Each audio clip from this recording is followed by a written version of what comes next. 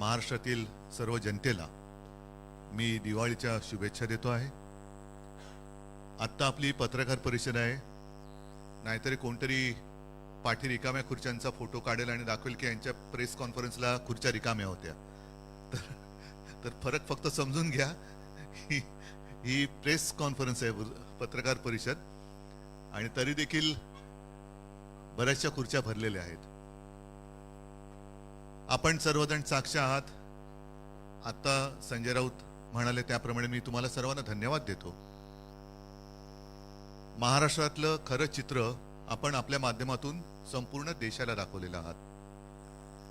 पोलिसांची हतबलता सुद्धा सर्व महाराष्ट्राने पाहिलेली आहे।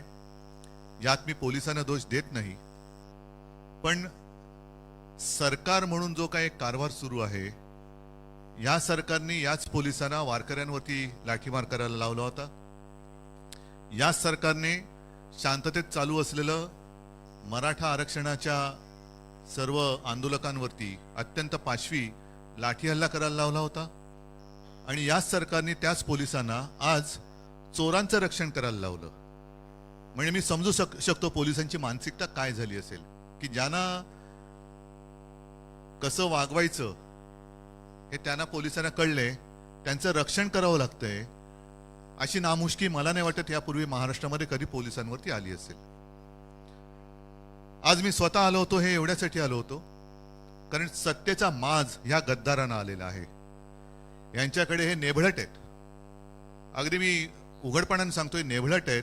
गद्दार तर आहेतच, चोर तर आहेतच, पण नामर्द पण आहेत। कारण यांना सत्तेचा आधार घेऊन हे अत्याचार करतायत। जिथे वर्षांपासून, काही म्हणजे 20-25 वर्षापासून शिवसेनेची शाखा होती नव्हे, ती आहेच, ती यांनी बुलडोजर लावून पाडली। आणि खोके सरकार म्हटल्यानंतर स्वतःचा एक खोका, एक डबडं तिकडे आणून ठेवलेलं आहे। पण हे डबडं आम्ही जागेवर ठेवू देणार नाही। आम्ही प्रशासनाला सुद्धा ताकीद देतो आहोत, कारण आमच्याकडे सगळी कागदपत्र आहेच। आणि असं दिवसा ढवळ्या जर का हे घुसखोरी करायला लागले, खरं घुसखोरीची केस त्यांच्यावरती व्हायला पाहिजे। हे कार्यालय महापालिकेने पाडले का, प्रशासनाने पाडले का? आणि जरी पाडलं असेल तरी नोटीस शिवाय ते पाडू शकत नाही। आणि मुळामध्ये ते जर का अनधिकृत असेल 25 वर्षापासूनचं, आमच्याकडे सगळे टॅक्स वगैरे भरल्याचे कागदपत्र आहेत, तर आता जे काही डबडं तिकडे ठेवलेलं आहे ते अधिकृत आहे का? तर उद्यापासून शिवसेनेची शाखाही तिकडेच होईल। उद्यापासून म्हणजे आता उद्या दिवाळी आहे, एक 2-3 दिवस दिवाळीचे होऊ द्या, पण तिकडेच शिवसेनेची शाखा आमच्या, कारण शिवसेना ही एकच आहे। मी मध्यंतरी म्हटलं होतं की इलेक्शन निवडणूक आयोगाला चिन्ह कोणाला द्यायचं न देण्याचा अधिकार जरूर असेल, पण कोणाचंही नाव दुसऱ्याला देण्याचा अधिकार निवडणूक आयोगाला, निवडणूक आयुक्तांना नाही। त्याच्यामुळे शिवसेना ही एकच आहे आणि ती आमची आहे। त्याच्यामुळे शिवसेनेची शाखा जिथे होती तिकडेच राहील। आणि पोलीस आहेत, महापालिका प्रशासन आहे, यांना सुद्धा मी नम्रपणाने सांगू इच्छितो की हा जो काही एक जुलूम जबरदस्तीचा प्रकार चाललेला आहे, एक तर तुम्ही बाजूला व्हा, आम्ही बघून घेतो यांना काय करायचं ते आम्ही बघतो। पण पोलिसांकडनं त्यांचं रक्षण होणार आणि आमच्यावरती जर का दंडुके चालणार असतील तर एक ह्या गद्दारांना कळलं पाहिजे की त्यांचं राजकीय आयुष्य आता अल्प राहिलेलं आहे। एक थोड्या काळापुरते हे सोबती आहेत राजकारणामध्ये, त्याच्यानंतर त्यांचं काय होईल? गद्दारीचा शिक्का तर आहेच, पण त्याचबरोबराने चोर म्हणून जो काही शिक्का त्यांच्यावरती लागणार आहे आणि लागलेला आहे, तो त्यांना पुसता येणार नाही। आज आम्ही एक संयम दाखवला, कारण बॅरिकेड्स तोडून आम्ही जाऊ शकलो असतो। ऐन दिवाळीमध्ये कुठेही गुंडागर्दी नको म्हणून एक संयम मी स्वतः बाळगला। खरं म्हटलं, एक 2-4 दिवसापूर्वी मी जाहीर केलं होतं मी इथे येणार, आणि ते जाहीर केल्यानंतर सरकारचं काम होतं की तिकडे त्यांच्या भाडोत्री गुंडांना त्यांनी येऊ द्यायला नाही पाहिजे होतं, आणि येऊ दिलं ते दिलं। परत त्यांच्या दिमतीला त्यांनी पोलीस संरक्षण दिलं। हे अत्यंत नामुष्की आणणारं हे सगळे चित्र आहे। आणि एकूणच ज्यांचं आकलेचं दिवाळं निघालेलं आहे त्यांच्यामुळे महाराष्ट्राची दिवाळी वाईट होऊ नये म्हणून आज आम्ही संयम बाळगलेला आहे। पण याचा अर्थ असा नाही की दरवेळेला आमच्याकडनं संयम आणि तुमच्याकडनं यम असं काही होणार नाही।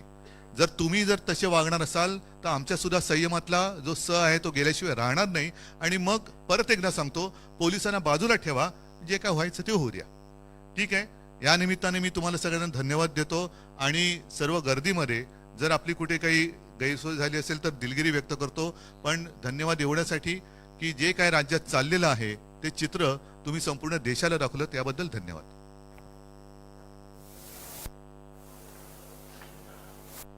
ठीक आहे.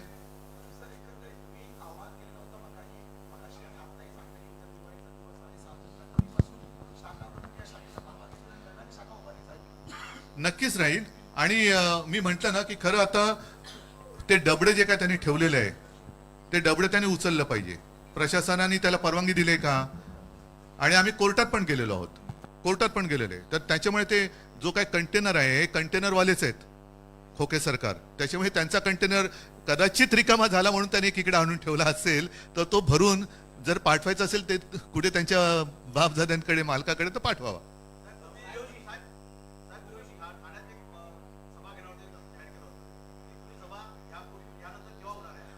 मी सांगतो तुम्हाला. नाही नाही, गद्दारांना धडा शिकवण्यासाठी मी ठाण्यात येण्याची गरज नाही. ठाणेकर हे तगडे आहेत आणि ठाणेकरांना गद्दारी चालतच नाही मुळामध्ये. कारण गद्दारांना धडा शिकवा हा आमच्या आनंद दिघेंचाच एक गुरुमंत्र हा ठाणेकरांनी जोपासलाय. त्याच्यामुळे ठाण्यामध्ये गद्दारी चालणारच नाही. मी सभा घेणार आहे ते थोडं एक काही दिवसानंतर याचं, कारण का आता नुकतंच दसरा मेळावा झालेला आहे. त्याच्यानंतर दिवाळी झाल्यानंतर एक महिनाभरामध्ये वगैरे आपण इकडे सभा घेऊ. डिसेंबर किंवा जानेवारी सभा. हो अर्थात, नक्कीच. आणि महाविकास आघाडीची सभा तर घेऊच, पण मी सर्व महाराष्ट्राला एक महाविकास आघाडीच्या कार्यकर्त्यांना सांगतोय की जिथे जिथे ह्या चोरांची गुंडागर्दी होईल तिकडे सर्वांनी एकजुटीने उभं.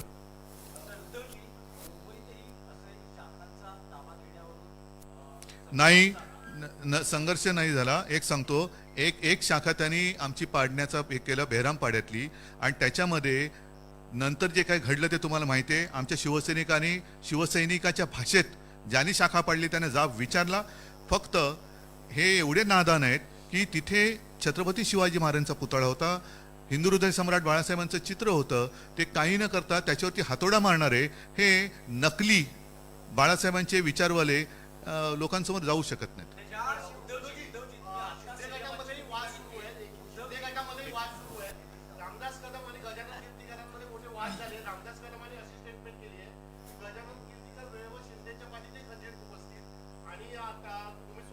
गद्दारांच्या वाटा गद्दारांना माहिती, मी काय बोलणार.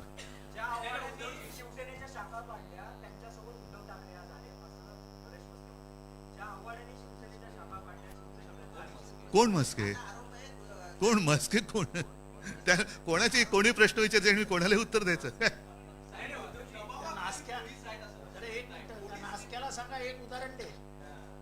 ठीक, जाऊ दे ना, त्याला केवढे उत्तर द्यायचं. हा होय. नाही, मी मी मी खरं प्रामाणिकपणे सांगतो, मी कुठेही पोलिसांचा अनादर व्हावा असं मी वागलेलं नाही आणि वागणार नाही. कारण शेवटी पोलीस हे आपले रक्षक असतात. आणि मी जे म्हटलं ना की ह्याच पोलिसांना त्याने वारकऱ्यांवरती लाठ्या चालवायला लावल्या. याच पोलिसांना जिकडे जरांगे पाटील बसले होते, शांततेत बसले होते, तिथल्या माता भगिनी आणि वृद्धांवरती, लहान मुलांवरती सुद्धा पाशवी लाठी हल्ला त्यांनी करवला. याच्यामध्ये जे चोर किंवा गद्दार बसलेले आहेत हा त्यांचा गुन्हा आहे, पोलिसांचा नाहीये. आणि पोलिसांना तुम्ही पाहिलं असेल, माझे कदाचित कॅमेरे तुमचे ऑन असतील तर मी त्यांना तेच सांगत होतो की ही हतबलता आहे, पोलीस हतबल आहेत. आणि ही हतबलता महाराष्ट्र बघतोय, देश बघतोय, आणि ही हतबलता महाराष्ट्राला परवडणार नाही. आज त्यांनी सत्तेच्या माझावरती शाखा पाडली, उद्या कोणाची घरं पाडतील.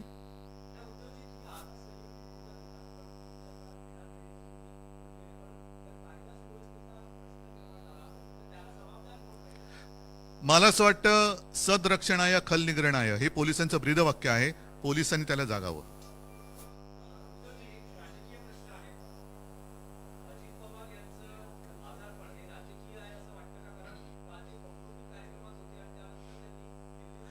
माझा आता अजितदारांशी काही संपर्क नाहीये, त्याच्यामुळे त्यांना कसला नेमका ताप आहे, सहकाऱ्यांचा ताप, मनस्ताप, म्हणजे ताप आहे की मनस्ताप आहे हे त्यांना माहिती, मला नाही माहिती. ठीक आहे.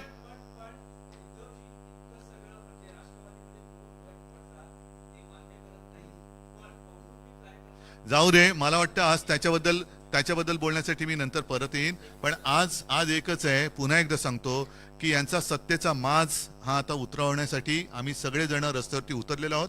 महाराष्ट्रातील जनतेला एकच सांगतोय की तुम्ही काळजी करू नका, आम्ही मजबूतीने तुमच्या सोबत आहोत.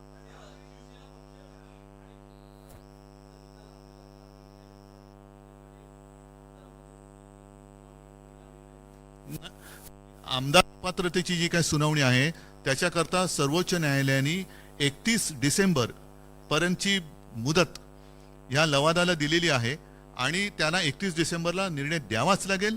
तो काही दिला तरी देखील किंवा नाही दिला तरी देखील जानेवारीच्या पहिल्या आठवड्यात माझ्या अपेक्षेप्रमाणे सर्वोच्च न्यायालय ह्याच्यावरती निकाल देईल आणि तो न्याय देईल अशी मला खात्री आहे. राव रे, नितीश कुमार मुंबऱ्यात आलेले नाहीत त्याच्यामुळे मी त्याच्यानंतर बोलतो. चला, धन्यवाद. जय हिंद, जय महाराष्ट्र.